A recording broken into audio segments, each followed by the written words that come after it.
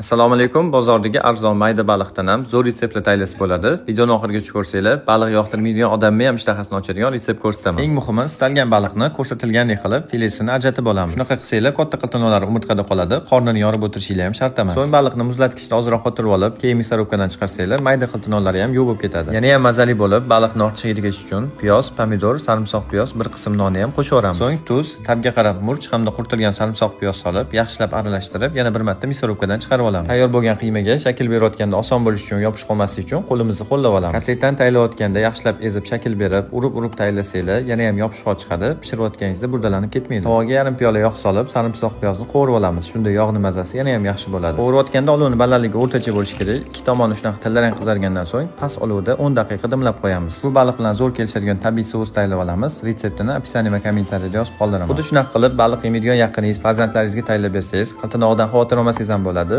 Baliq yeyotganligini ham sezmay qolishadi. Xuddi shunaqa burger qilib tayyorlab yeb ko'rsanglar, baliq haqida fikringiz umuman o'zgarib ketadi. Eng muhimi juda ham foydali bo'ladi. Video foydali bo'lgan bo'lsa, yaqinlarga jo'natib, bitta like aymasanglar xursand bo'laman.